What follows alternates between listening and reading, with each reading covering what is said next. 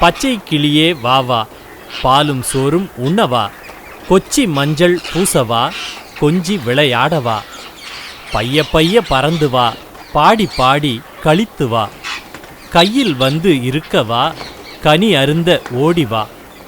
இந்த பாட்டு 90களில் பள்ளி பாடத்தில் இருந்துச்சு.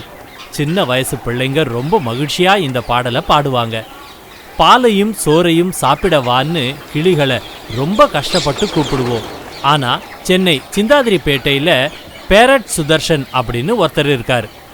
அவர் வீட்டுக்கு தினமும் காலையிலையும் சாயங்காலமும் ஆயிரக்கணக்கான கிளிகள் வந்து போகுது.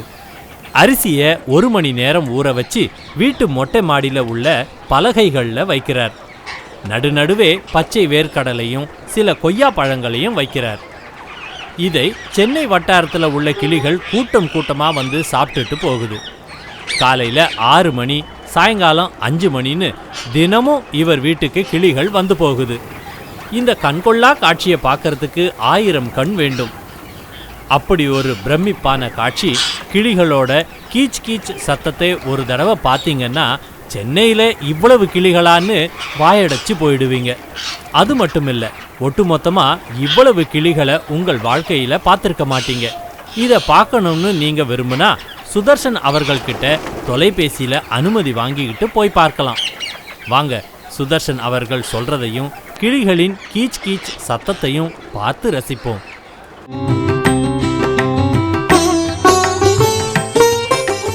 சார், என் பேர் சுதர்சன்.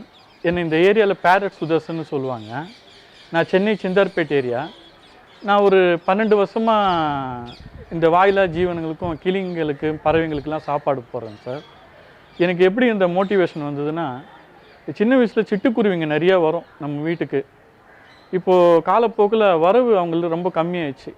சரி, எங்கள் அப்பா இறந்ததுலேருந்து கொஞ்சம் மன கஷ்டம் வந்தது. மொட்டை மாடிக்கு வந்து இந்த குருவிங்களுக்கு எப்படி ஃபுட்டுன்னு தேடி பார்த்தேன். அது பார்த்தா அவங்களுக்கு உணவு பற்றாக்குறை நிறையா இருந்தது பறவைங்களுக்கெல்லாம். நம்ம ஊர் ஜனம் அது என்ன பண்ணுறாங்கன்னா, அமாவாசைக்கு ஒரு தடவை தான் பறவைங்களுக்கு சாப்பாடு போடுறாங்க. அது போய் ரொம்ப தப்பான காரியம் மாதிரி எனக்கு தெரிஞ்சுது. சரி, நம்ம வீட்டில் மீந்து போன தானியம், அரிசி அதெல்லாம் வச்சு பார்த்தோன்னே ஃபஸ்ட்டு காகத்துக்கு தான் நான் வச்சேன். அது என்ன ஆயிடுச்சுன்னா, நிறைய பறவைங்க வர ஆரம்பிச்சுது. மைனாக்கள், புறாக்கள், அணிலுங்க, அதுமாரி நிறைய ஜீவராசிகள் வர ஆரம்பிச்சுதுங்க, பறவைங்கள்லாம். இதெல்லாம் பார்க்கும்போது ரொம்ப ரொம்ப அருமையாக இருக்கும் பார்க்கறதுக்கு. சரி, இந்த நம்ம எப்படியாவது இவங்களை நிறையா வர வைக்கலாம் சொல்லிட்டு நிறையா ஆட் பண்ண ஆரம்பித்தேன். காலப்போக்கில் கிளிங்க நிறையா வர ஆரம்பிச்சதுங்க. ஃபஸ்ட்டு ஒரு 1000, 2000 அதுமாரி வந்ததுங்க. இப்போது ஒரு 5000, 6000ன்னு வருது. இதுவே நீங்கள் ஒரு குளிர்காலத்தில் ஜனவரி, டிசம்பர் அந்த மாதிரி டைம்லலாம் கவுண்ட்லெஸ்ஸாக வரும் சார். 10,000 கிளிங்க மேலே வரும். பந்தியாக வந்து சாப்பிட்டு போவாங்க. என்னால் பரிமாற தான் முடியாது. ஏன்னா நான் ஒருத்தந்தான் இவங்கெல்லாம் கவனிக்கிறது. நான் ஊருக்கு எங்கேயும் போகிறதில்ல 12 வருஷமாக. நான் வியாபாரம் கூட என்னை ரொம்ப சுருக்கினேன். என்னோடய குடும்பம் என்னோட தேவைகள்லாம் கம்மி பண்ணிக்கினேன். நான் ஒரு எலக்ட்ரிக்கல் பிஸ்னஸ் பண்ணுறேன் சார் மண்ணடியில். அதில் வர வருமானம் 60% இவங்களுக்கே தர்மம் பண்ணிடுறேன்.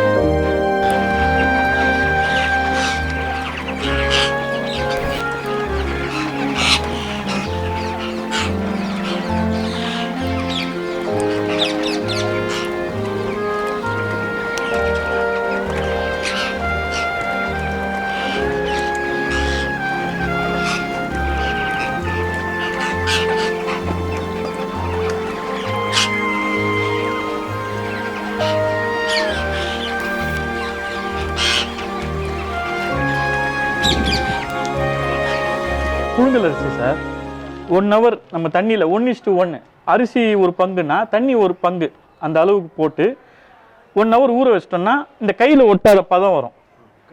இதை பாருங்களேன், கையில் ஒட்டக்கூடாது. ஏன்னா அதுங்க போய் ரொம்ப ஈரத்தை சாப்பிடாது. கொஞ்சம் ஈரம் தான் அவங்களுக்கு ஒட்டாமல் இருக்கணும். பிச்சுப்பு தன்மை இருக்கக்கூடாது. இதை பாருங்கள், ஒன்று கூட ஒட்டாது. அதுமாதிரி இருந்தால் தான் அவங்க சாப்பிடுவாங்க. ஏன்னா இவங்க நம்ம மொத்தமாக வச்சிட்டோன்னா அவங்க எல்லாமே மொத்தமாக வந்து சாப்பிடுவாங்க. இப்போ நம்ம கொஞ்சம் கொஞ்சமாக விட்டோன்னா அவங்க ஒவ்வொரு இதுவாக சாப்பிட்டு போயிடுவாங்க.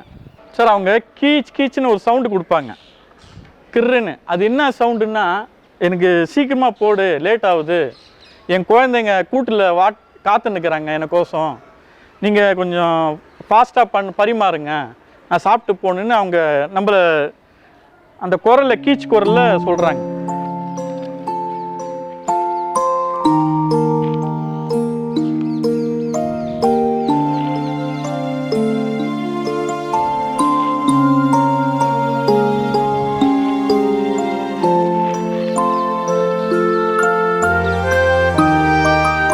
அவங்களுக்கு அந்த 5:15 மணி ரொம்ப பீக் அவர். அந்த அந்த அந்த மணி தான் அவங்களுக்கு ஒரு ஃபைனல் மாதிரி. 5:30 மணிக்குள்ளே நம்ம வீட்டுக்கு போயிடணும். இவன் போடுறான்னு இல்லையோ இந்த ஒரு வெறி மாதிரி வரும் அவங்களுக்கு. எல்லாம் கடன்னு வருவாங்க. அது நிறைய பேர் கேட்குறாங்க, ஏன் இந்த கிளிங்க மட்டும் வருது இங்கே? ஏன்னா ஏன் கிளிங்க வருதுன்னா சார், ஒரு சேஃப் ஜோன். நம்ம வீடு ஒரு கார்னர் ஹவுஸ் மாதிரி, யாரும் பிடிக்க முடியாது. அவங்களுக்கு ஒரு இந்த இடம் ஒரு சேஃப். ஃபஸ்ட்டு இவங்க போகிறாங்க தான் சார், முழுங்குவாங்க, பார்த்தீங்கன்னா தெரியும், அப்படியே முழுங்குவாங்க. சிட்டுக்குருவி ஏன்னா அழிஞ்சிச்சின்னு சொல்கிறோம், ஆனால் அது அழியலை சார். அதெல்லாம் என்ன இருக்குது, நம்ம தான் அதுக்கு சாப்பாடு போடுறதில்ல. என் வீட்டிலே சார் ஒரு 20 பேருங்க வந்து என்னோடய தேவைகள் எல்லாமே கம்மி பண்ணிவிட்டு இவங்களுக்கு இந்த சாப்பாடை பூர்த்தி பண்ணுறேன் நான். இதுமாரி நாம்ளும் என்னை பார்த்து இந்த ஜீவராசிங்களாம் எல்லாருமே நம்ம இவங்களுக்கு சாப்பாடு போட்டோன்னா இவங்களும் வாழ்வாங்க, நம்ம ஜென்ரேஷனும் இவங்கள பார்த்து ரசிப்பாங்க. இதெல்லாம் நம்ம கொஞ்சம் அவேர்னஸாக எடுத்துக்கணும் சார். வர ஜென்ரேஷனுக்கு இந்த மாதிரி கிளிங்களும் இருக்காங்க, மிருக ஜீவன்களும் இருக்காங்க. இதெல்லாம் நம்ம ஒரு செயின் சார். இதில் ஒரு செயின் ஒழிஞ்சா கூட சைக்கிள் ஓடாத மாதிரி நம்ம வாழ்க்கையும் ஓடாது. இவங்களாம் நம்ம சார்ந்த மிருகங்கள், ஜீவராசிகள். இவங்களாம் நாம் தான் சார் காப்பாற்றணும். இவங்க சாப்பாடு இல்லாமல் ரொம்ப கஷ்டப்படுறாங்க. பூனைங்களும் சரி, நாய்ங்களும் சரி, ஆடுங்களும் சரி, மாடுங்களும் சரி, இதெல்லாம் நம்ம சார்ந்தது. அந்த காலத்துலேருந்து நம்ம பார்க்குறோம். இதெல்லாம் நம்ம தான் சார் இதெல்லாம் பார்த்து இவங்களுக்கு சாப்பாடு போட்டு, எதனால் நம்மளால் முடிஞ்சது ஒரு சின்ன கப்பில் தண்ணி வைக்கலாம் சம்மருக்கு, இல்லைனா மீந்து போன சாப்பாடு வைக்கலாம். இதெல்லாம் டெய்லி நம்ம பண்ணோன்னா இவங்க இனம் கொஞ்சம் அழியாது.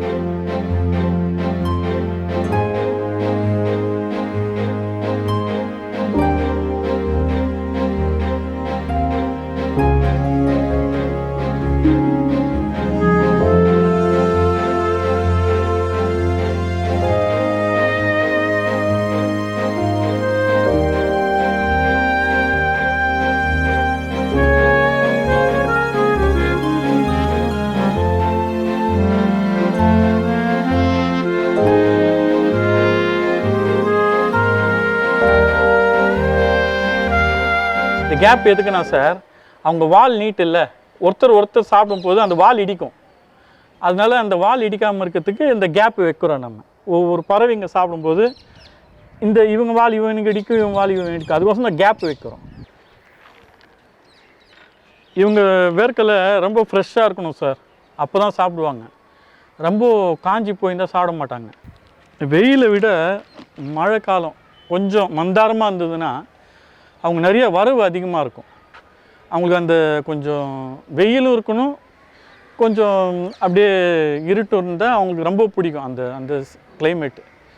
இதுவே நீங்கள் இந்த வரவை விட மார்கழி மாதத்தில் குளிர்காலத்தில் 4 மடங்கு அதிகமாக வரும். இப்போது நீங்கள் பார்ப்பீங்க, அதை விட நிறைய 4 மடங்கு அதிகமாக வரும். இதெல்லாம் ஒரு பந்தி பத்தாது அவங்களுக்கு. நம்ம பந்தியாக போட்டுன்னே இருக்கணும். ஒரு பேட்ச் போகும், சாப்பிட்டு போயிடுவாங்க, இன்னொரு பேட்ச் வரும், ஒரு பேட்ச் போகும், இன்னொரு பேட்ச் வரும். ஏன்னா எப்படி கண்டுபிடிக்கலான்னா, ஒரு பேட்ச் போனோன்னா அந்த கிளிங்க வந்தவுடனே கத்தும், எங்களுக்கு பத்தலை, சாப்பாடு வெயின்னு கத்துவாங்க. அது கேட்கும். இங்கேயே உட்காந்து அவங்க கூப்பிடுவாங்க, நீங்கள் வந்து சாப்பாடு எனக்கு பத்தலைங்க, இன்னும் வந்து வைங்கன்னு. அந்த குரல் எனக்கு 12 வருஷமாக அவங்கள பழகுனால க்ளீனாக தெரியும். அவங்க கோபம் வர்றது, பசி வர்றது, இதெல்லாம் எனக்கு நல்ல பழக்கமாயிடுச்சு. 12 வருஷமாக இதெல்லாம் எனக்கு அவங்களோட ஆக்டிவிட்டீஸ்லாம் நல்லா தெரிய ஆரம்பிச்சு.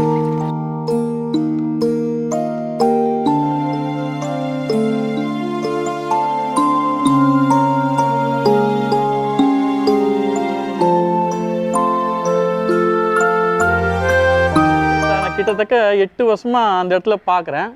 ஹஸ்பண்ட் ஒய்ஃப் அங்கே தான் இருக்கிறாங்க. இன்னும் மழை வச்சாலும் புயல் வச்சாலும் அவங்க அங்கே தான் தங்குறது, அந்த ஆன்டினால் தான் தங்குறாங்க. ஏன்னா மரங்கள் நம்ம ஏரியாவில் நிறைய கட் பண்ணி எடுத்துட்டாங்க. அரச மரம்லாம் போயிடுச்சு. நம்ம மக்கள் அந்த மரத்தில் ஒவ்வொரு அம்மனை வச்சு கும்பிட்டு இருந்தாங்க. இப்போ அந்த மரம்லாம் எடுத்துட்டாங்க சார். ஒரு மரமும் இல்லை. இந்த ஈகிளே 8 வருஷமாக அந்த ஆன்டினால் தான் இருக்குது. கூடு கட்டும், ஆனால் அந்த ஆன்டினாக்காரங்க வந்து அந்த கூடை எடுத்து போட்டுருவாங்க. இப்போது அந்த மரம் அரச மரத்தில் தான் அது கூடு கட்டிச்சு. ஆனால் அந்த மரத்தில் காகங்கள் கட்ட விடலை. ஏன்னா இங்கே இருக்கிற மரம் எல்லாமே காகங்கள் தான், காகத்தோட மரம். அவங்க தான் கூடு கட்டி வாங்குறாங்க. வேறு எந்த பறவைங்களையும் அலோவ் பண்ணுறதில்ல. அந்த பாருங்களேன், காஞ்சி போன மரத்தில் கூட இன்னும் அழகாக உட்காந்துக்கிறாங்க. அதில் காக்கா இன்னும் அழகாக கூடு கட்டிக்குது பாருங்கள். நீங்கள் பார்த்தீங்கன்னா தெரியும், காக்கா உட்காந்துக்குது பாருங்கள் கூடில். அதுமே மரங்கள் நிறையா நடணும் சார். நம்ம மரங்கள் இவங்களுக்கு ரொம்ப பற்றாக்குறையாக இருக்குது. பட்டு போன மரம் கூட அந்த காகத்துக்கு யூஸ் ஆகுது. ஆனால் நம்ம அதை நினச்சி பார்க்குறதில்ல, அவங்க வீடாக நினச்சி பார்க்குறதில்ல, அதை வெட்டிடுறோம் நம்ம. அதெல்லாம் நம்ம வருங்காலத்தில் நம்ம பசங்களுக்கு இதெல்லாம் இந்த பறவை இனத்தை காட்டணுன்னா இந்த மரங்களை அழிக்காமல் இருக்கணும் சார். என் வீடை நான் ஒரு சுற்றுலாத்தலம் மாதிரி பண்ணி வச்சுருக்கிறேன். விருப்பப்படுறவங்க வந்து பார்க்கலாம். இதுக்கு எதுவும் கட்டணம் இல்லை. நம்ம குழந்தைங்களை ஒரு 3 பேர் 4 பேர் வந்து நம்ம பார்த்தோன்னா இந்த குழந்தைங்களுக்கு ஒரு அவேர்னஸ் வரும். இவ்வளோ கிளிங்க நம்ம எங்கெங்கேயோ போய் பார்க்குறோம், பறவைங்களை, வேடந்தாங்கல் அதுமாரி இடத்துலாம் பார்க்குறத விட நம்ம சிட்டிலே இருக்கிறவங்க ஒரு பொழுதுபோக்காக இங்கே வரலாம். சண்டே ஆனால் வந்து பார்க்கலாம். என்கிட்ட முன்னாடியே ஒரு அப்பாயின்மெண்ட் வாங்கிக்கின்னு நீங்கள் வந்து பார்க்கலாம். வந்து பார்த்தீங்கன்னா உங்களுக்கு ஒரு மன திருப்தி கிடைக்கும். நானும் எப்படி இதெல்லாம் பண்ணுறேன் சர்வீஸு நீங்கள் பார்க்கலாம். அதேமாதிரி இந்த கிளிங்க என்ன பண்ணுது, நம்மளுக்கு விதைகளை எடுத்துன்னு வந்து கிஃப்டாக கொடுக்கும்.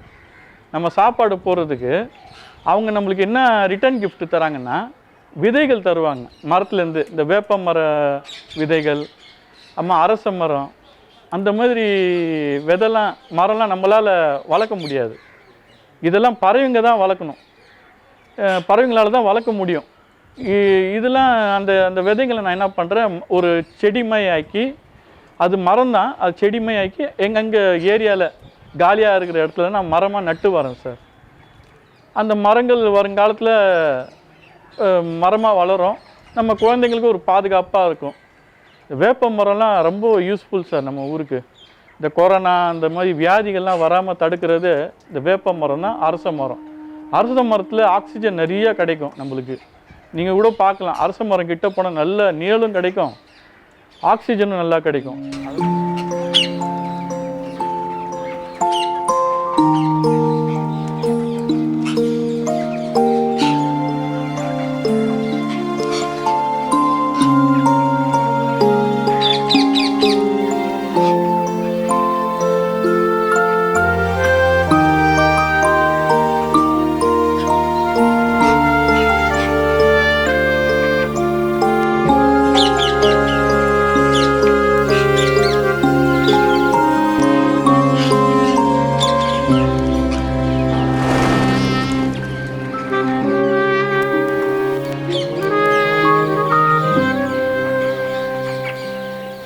அரச மரத்தை சுற்றி வந்தால் குழந்தை இல்லாதவங்களாம் குழந்தை கிடைக்கும். அதேமாதிரி நம்மளுக்கும் ஆக்சிஜன் கிடைக்கும் சார். இந்த கிளிங்க இந்த பழத்தெல்லாம் சாப்பிடுவாங்க, ஆலமரத்தில் இருக்கிறதும். இதெல்லாம் நம்ம பசங்க பார்க்கணுன்னா நம்ம இந்த பறவை இனத்தை அழிக்காமல் பார்த்துக்கணும். இல்லைன்னா அவங்க புக்கில் தான் பார்த்து, இந்த மரங்கள் புக்கில் தான் பார்க்கணும், வேறு வழி இல்லை. நம்ம எப்படியாவது இந்த பசங்களுக்கு கொஞ்சம் அவேர்னஸ் வர வைக்கணும்.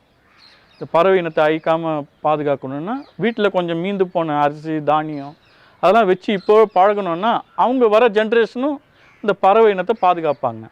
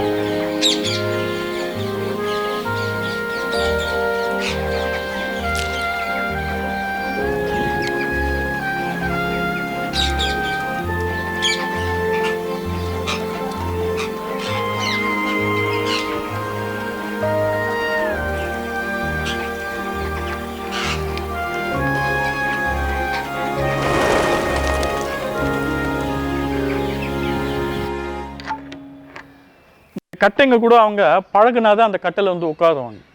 இப்போ நம்ம புது கட்டை வச்சா கூட அந்த இடத்துல ஒரு வாரம் அந்த கட்டை அப்படி தான் இருக்கும், ஆனால் உட்கார மாட்டாங்க. ஏன்னா அவங்களுக்கு அது ஒரு பயம், எங்கே நம்ம பொறி எங்கே வச்சுருப்போமோ அதை பிடிக்கிறதுக்கு. அது மாதிரி மக்கள் பயமுறுத்தி வச்சுருக்காங்க, பறவைங்களை விலங்குகளை எல்லாமே பயமுறுத்தி வச்சுருக்காங்க. கிளிங்க சார் அவங்க வந்த உடனே ஒரு 4 o'clock 4:30 என்ன பண்ணுவாங்க, அப்படியே எங்கேருந்தோ சிட்டியில் இருக்கிற எல்லா மரத்துலேருந்தும் பொந்துங்கள்லேருந்து நிறையா மரம் இல்லை, கொஞ்சம் மரத்தில் இருக்கிறதெல்லாம் வந்து இந்த மரத்தில் தங்குறாங்க. இப்போ வந்து டெம்பரரியாக தங்குவாங்க. இது ஒரு காகத்தோட மரம், வேப்ப மரம், ஒரு அரச மரம் இருந்தது, ஆனால் அதை வெட்டிட்டாங்க. அது இல்லைன்னு சொல்லிட்டு இப்போ அந்த வேப்ப மரத்தில் வந்து அவங்க தங்குறாங்க. எப்படி வராங்க பாருங்கள், என்ன அழகாக அப்படி வரும், எப்படி பாருங்கள், அப்படியே ராக்கெட்டில் வர மாதிரி வந்துட்டு அந்த மரத்தில் எனக்கோசம் காத்து நிற்பாங்க. எப்போ இவன் சாப்பாடு போடுவான். சிட்டுக்குருவிங்க, காகங்கள், கிளிங்க, மைனா, பலவித பறவைகள் சார். அவங்களுக்கு கூட அதுதான் இன்னும் அழகாக வருவாங்க தெரியுங்களா. அதை பாருங்கள், பட்டு போன மரத்தில் கூட கிளிங்க என்ன அழகாக வருது, தங்குது பாருங்கள். வெயில் இருக்கக்கூடாது, வெயில் இல்லாமல் வந்து பாருங்கள் வராங்க பாருங்கள். அந்த மரத்தில் பாதி உட்காந்துக்கிறாங்க, இந்த மரத்தில் பாதி உட்காந்துக்கிறாங்க. எப்படி வராங்க பாருங்கள், கேதராக வராங்க பாருங்கள்.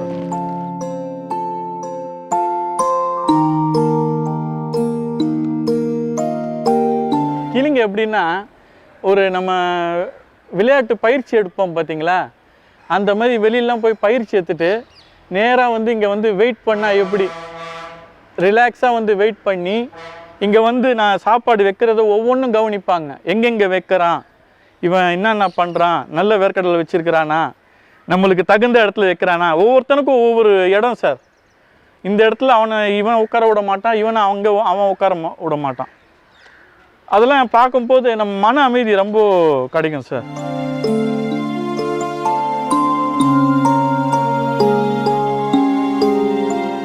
கிளிங்க எப்படின்னா எல்லாமே ஒரு கேங்காக தான் வந்து சாப்பிடுவாங்க சார். தனியாலாம் வந்து சாப்பிட மாட்டாங்க. தனியாக வந்து சாப்பிட்றது ரொம்ப ரேர். அவங்க ஒரு கேங்ஸ்டர் மாதிரி எல்லாம் கேங்காக வந்து சாப்பிடுவாங்க, கேங்காக போவாங்க. ஏன்னா அவங்க பாதுகாப்புக்கோசம், நம்மள அழகாக இருக்கிறோமே யாருன்னா இட்டுன்னு போயிடுவாங்க சொல்லிட்டு அவங்க என்ன பண்ணுவாங்க, கேங்காக தான் வருவாங்க. கேங்காக வந்து சாப்பிட்டு கேங்காக போவாங்க. நான் இப்போ இவ்வளோ வேர்க்கடலை இவ்வளோ அரிசி வச்சா ஒரு 10 நிமிஷத்தில் காலி பண்ணிட்டு போயிடுவாங்க. என்னடா இவ்வளோ கஷ்டப்பட்டு வச்சு நான் வைக்கிறதுக்கே 1 மணி நேரம் ஆகும் அரேஞ்ச் பண்ணுறதுக்கு. ஏன்னா இப்போ கிளிங்க நிறைய வர ஆரம்பிச்சுது. அவங்களுக்கு மரம் இல்லை சார், மரம் இருந்தால் அவங்களுக்கு பழம் கிடைக்கும், அரச மரம் பழம் சாப்பிடுவாங்க. அதுங்க இல்லைன்னு சொல்லிட்டு தான் என்கிட்ட வந்து அவங்க அடைக்கலம் ஆயிட்டாங்க. எல்லாருமே வந்து மரங்கள் நிறைய நட்டால் இவங்க வரவும் கொஞ்சம் கம்மியாகும், எனக்கும் வேலையும் கம்மியாகும். இதெல்லாம் கொஞ்சம் பார்க்கணும், நம்ம பார்த்து யோசிக்கணும். இல்லைன்னா கொஞ்சமாவது நம்ம என்ன பண்ணணும், நம்ம எல்லார் வீட்லேயும் கொஞ்சம் தண்ணி வைக்கலாம். சம்மருக்கு கொஞ்சம் மீந்து போன அரிசி கிரிசி ஒரு 2-3 பறவைங்களை அவங்களே கொஞ்சம் பரிமாறினா எனக்கும் கொஞ்சம் பாரம் கம்மியாகும். ஏன்னா இவ்வளோ பறவைங்களுக்கு என்னால் ஃபீடு பண்ண முடியல. வர வரவு அதிகம்தான் ஆகுது. வருஷம் 1000 கணக்கில் அதிகமாகுது.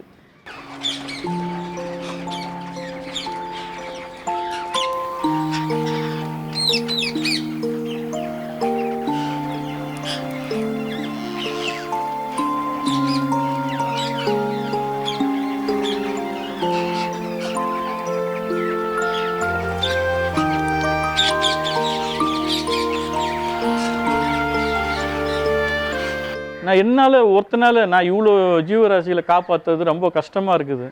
போக இங்கே பாப்புலேஷன் அதிகமாகுது. எனக்கும் அந்த அளவு நான் ஒன்றும் பெரிய ஆளும் இல்லை, ஒரு சின்ன வியாபாரி தான். என்னால் முடிஞ்ச வரைக்கும் நான் தர்மம் பண்ணின்னு தான் இருக்கிறேன். நீங்களும் என்னை பார்த்து நீங்களும் பண்ணிங்கன்னா எனக்கு ஒரு மன திருப்தி. நான் பார்த்ததெல்லாம் நீங்களும் பார்த்து பண்ணலாம் சார். எனக்கு ஒரு சாட்டிஸ்ஃபேக்ஷன், எனக்கு மன நிறைவு கிடைக்கும். அதேமாதிரி எங்கள் ஏரியாவில் மரம் ரொம்ப கம்மியாகிடுச்சு சார். மரம் ரொம்ப, இவங்க வீடு எல்லாமே மரம் தான். அவங்க சாப்பாடு கூட அந்த மரத்தில் தான் கிடைக்குது. சிட்டியில், கிராமத்தில் நான் சொல்லலை, சிட்டியில் ஓவரால் எல்லா மரமும் இல்லை, எல்லாம் வண்டிங்க சவுண்டு தான் கேட்கும். நம்ம காலங்கத்தில் ஆனால் பறவைங்க சவுண்டு கேட்கணுன்னா நிறைய மரங்கள் நடணும் சார். நிறைய மரம் நட்டோன்னா இந்த கிளிங்க, புறாக்கள், அணிலுங்க, அந்த மாதிரி ஜீவராசிங்கள்லாம் சவுண்டு நம்ம கேட்டோன்னா நம்ம மன அமைதி கிடைக்கும், சண்டை சச்சரவு வராது, மன நிம்மதி கிடைக்கும், நோய் நொடி இல்லாமல் வாழலாம்.